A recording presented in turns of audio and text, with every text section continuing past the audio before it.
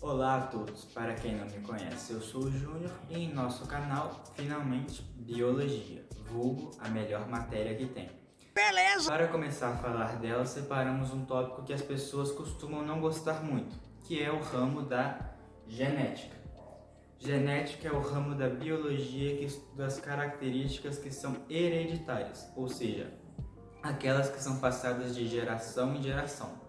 Uma tatuagem, por exemplo, não é uma característica hereditária, porque esta não é passada de pai para filho. Então vamos com alguns conceitos para ficar mais fácil de entender. O primeiro é o DNA. Ele é um tipo de ácido nucleico que armazena a informação genética da maioria dos seres vivos.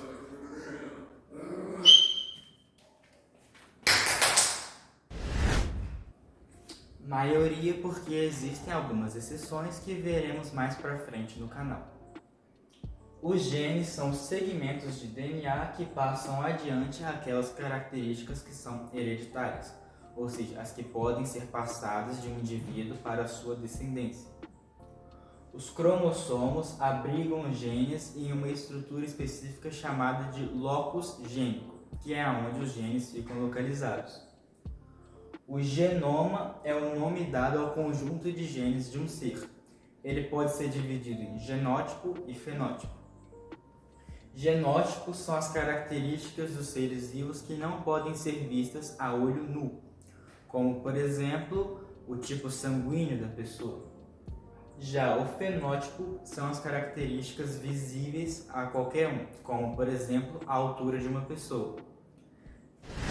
Ainda nesse exemplo da altura, veremos como o genótipo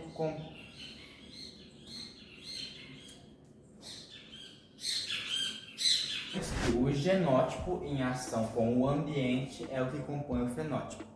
Como seria isso? Imagine, por exemplo, uma pessoa cuja família tem tendência à obesidade. Essa seria o genótipo da pessoa.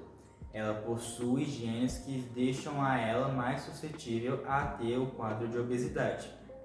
Agora, o ambiente seria, por exemplo, os hábitos dessa pessoa, como má alimentação e sedentarismo.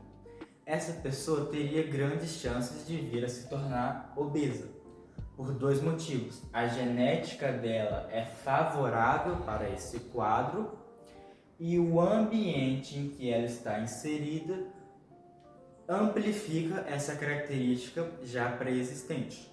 Seria equivalente a, por exemplo, uma pessoa que já possui históricos de câncer na família utilizar algum produto que é potencialmente cancerígeno, como o cigarro, por exemplo.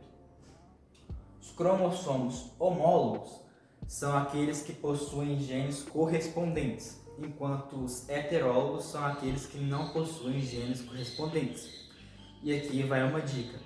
Em biologia, geralmente, o prefixo homo quer dizer igual, enquanto hétero quer dizer diferente.